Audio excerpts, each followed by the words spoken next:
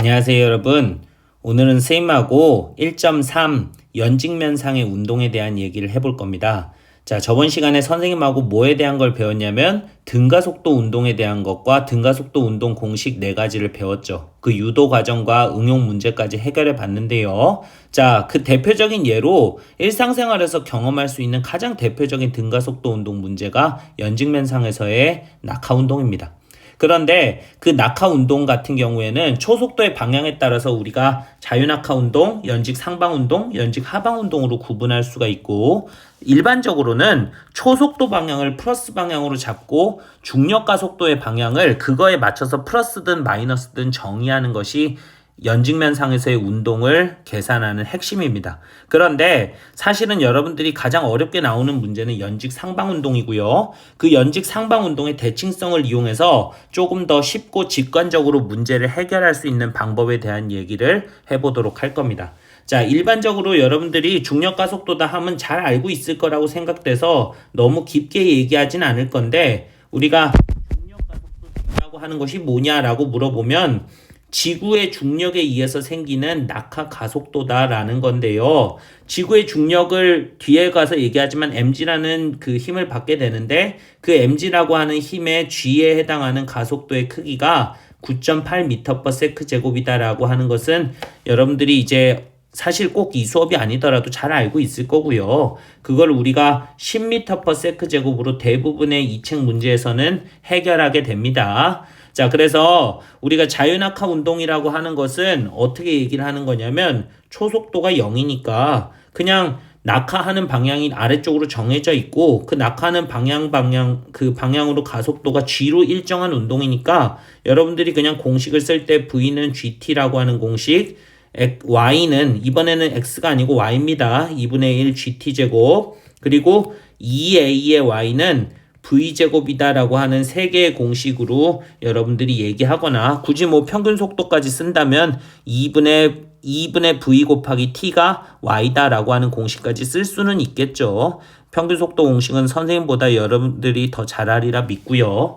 자, 그 다음에 여기에 이제 연직 상방 운동은 뭐냐면, 초속도 방향이 양수 방향인데 그 양수 방향이 플러스 위쪽 방향이다라는 겁니다. 그러면 가속도가 어느 방향이어야 되냐면 마이너스 g 방향이어야 될 거고요. 이때 공식을 굳이 얘기해 보자면 v는 v0 마이너스 gt, 그리고 y는 v0 t 마이너스 2분의 1 gt 제곱, 그리고 여기서의 2gy라고 하는 것이 v제곱 마이너스 v0 제곱이라고 하는 공식으로 쓰면 되는데, 여기서 여러분들이 여기서 2g의 y로 쓰면 되겠죠. 근데 여기서 조심해야 될 건, 만약에 여러분들이 결과를 얻은 게 음수다라면 y가 음수인 경우가 가능하거든요. 왜냐하면 위로 던진 물체가 최종적으로 위치가 마이너스인 경우가, 이쪽이 플러스인데 이쪽으로 마이너스 방향으로의 변이가 발생할 수 있거든요. 그때 여러분들이 이제 음수의 변이를 만약에 결과상 얻게 되면, 그게 출발 위치보다 아래쪽으로 떨어져 있는 녀석이다라는 걸로 이해하면 됩니다. 자, 연직 하방 운동은 사실 이게 적는 게 조금 적으면서 부르는 게 입 아픈 문제기도 한데, 사실은 거의 나오지도 않고요. 왜냐하면 너무 쉬워서요. 그래서 v는 v0 플러스 at gt라고 하는, 그냥 여러분들 등가속도 운동 공식 제대로 외웠니? 그냥 그 정도 확인하는 식이니까 그냥 적고 넘어갈게요.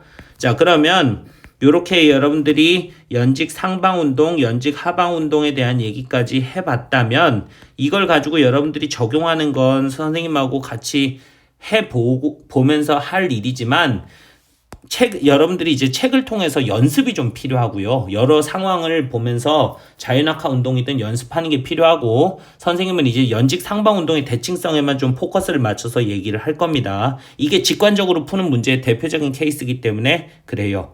자, 그래서 연직 상방 운동의 대칭성은 말 그대로인데, 이게 상방 운동을 하는 과정에서 어떤 대칭성을 갖게 된다라는 게, 같은 높이에서 속도 값이 항상 같다. 그러니까 속력은 같고 방향은 반대로 이제 그 대칭적이다라는 거고, 시간 간격도 대칭적이다라는 겁니다. 무슨 얘기냐면, 갈 때 시간과 올 때 시간이 같고요. 특정 높이까지로 한정하더라도 어떤 위치에서 특정 위치까지 올라가는 데 걸리는 시간이나 내려가는 데 걸리는 시간이 같고 속도 변화량도 같다라고 하는 것을 대칭적이다라고 얘기를 합니다. 자, 그 이유가 그래프를 보면 알 수 있는데 지금 A라고 하는 그 출발점에서 던진 V0로 던진 물체가 BC를 거쳐서 최고점까지 가고 그게 D2를 거쳐서 제자리로 돌아왔을 때 지금 여러분들이 속도의 벡터 그래프를 보면 알지만 벡터 이제 화살표를 보면 알지만 V0라고 하는 벡터가 위쪽 아래쪽으로 방향만 다를 뿐 그 크기는 같다라고 얘기를 할 수 있을 거고 B와 D 지점에서 벡터의 크기도 역시 크기는 같고 방향은 반대라는 걸 알 수 있는데 속력은 같고 방향만 반대다라는 겁니다. 그리고 사실은 여러분들이 A에서 B까지 가는데 걸리는 시간이나 D에서 E까지 가는데 걸리는 시간이 같다라는 것이 대칭성이고요. 심지어는 A에서 C, C에서 E의 시간도 같다라고 얘기할 수 있습니다. 그래서 올라갈 때를 굳이 여러분들 올라갈 때 걸리는 시간이 힘들다면 내려갈 때 걸리는 시간으로 바꿔서 풀어도 됩니다. 왜냐하면 올라갈 때는 상방 운동인데 내려갈 때는 자유낙하 운동이기 때문에 초속도가 날아가는 일이 벌어지기 때문에 그렇습니다. 내려갈 때 걸리는 시간을 계산하는 게 더 쉽죠. 자, 그래서 그런 대칭성들을 이용하면 여러 가지의 문제 상황들을 접할 수 있다라는 건데 지금 여러분들이 보면 알지만 그 이유를 이제 그래프로서 여러분들이 확인해 내는 건데요. C라고 하는 최고점을 기준으로 해서 최고점이라는 게 속도가 0인 점을 기점으로 하는 건데 속도 시간 그래프에서 봐도 알겠지만 C에서부터 B까지, C에서부터 D까지 그러니까 B에서부터 C까지, C에서부터 D까지 시간이나 A에서부터 C까지 시간, C에서부터 E까지 시간이 같다라는 걸 알 수가 있죠. 그래서 선생님이 어떤 특정 그 높이를 생각하면 그 특정 높이라는 게 대칭적으로 어떤 시간을 잡더라도 이 삼각형의 넓이가 대칭적으로 같기 때문에 같은 높이에서는 같은 속력 값을 가지고 방향만 반대다라는 걸 알 수 있다라는 거고요. 그 다음에 오른쪽에 있는 YT 그래프를 봐도 알 수 있는 게 선생님이 어떤 특정 높이를 딱 찍었을 때 그 특정 높이까지 여기서부터 여기까지 걸리는 시간, 여기서부터 여기까지 걸리는 시간, 여기서부터 C까지 걸리는 시간, 여기서부터 C에서부터 여기까지 걸리는 시간이 전부 다 대칭적으로 같죠. 왜냐하면 2차 함수의 그래프가 이걸 기준으로 해서 대칭이기 때문에. 그래서 그런 대칭성들을 이용하면 조금 더 쉽게 접근할 수 있는 문제들이 있다라는 거 기억하시면 될 것 같아요.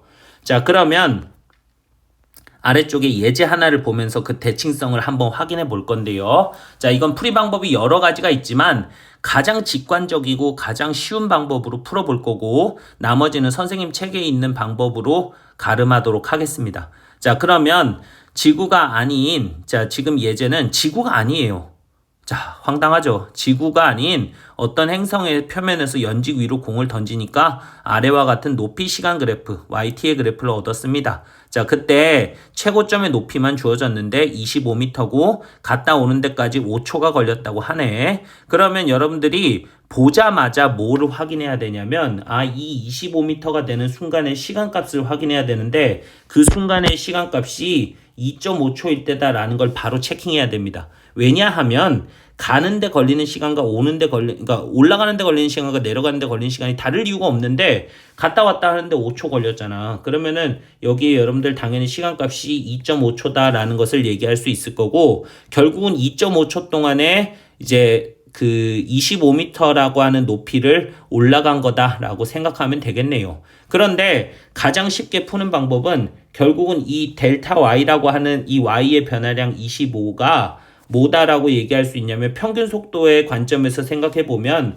이 25m라고 하는 y 변이가 평균 속도 출발하는 속도를 v0라고 했을 때 이게 최고점에 도달했을 때 0이 될 거니까 2분의 v 플러스 v0라고 하는 것에다가 2.5초라고 하는 시간을 곱했을 때 나와야 되는 값임을 감안했을 때 20이 여러분들 그 출발 속도임을 바로 알 수가 있죠. 그러면 출발 속도가 20인데 나중 속도가 0이 됐어요. 근데 2.5초 걸렸어요. 그러면 중력가 속도 당연히 얼마겠습니까? 20에서부터 0까지 점차적으로 2.5초에 걸쳐서 감소하는 게 나타나야 될 건데 그 추이라고 하는 것이 결국은 G'이라고 하는 여기서는 이제 이 행성에선 중력이 G가 아니고 G'이라고 하는 새로운 중력가 속도니까 이게 여러분들 20-0을 2.5초로 나눠준 8m/s 제곱이다라고 하는 m/s 제곱이다라고 하는 것을 바로 얻을 수가 있다라는 것을 얘기합니다. 자, 그다음에 여러분들 두 번째는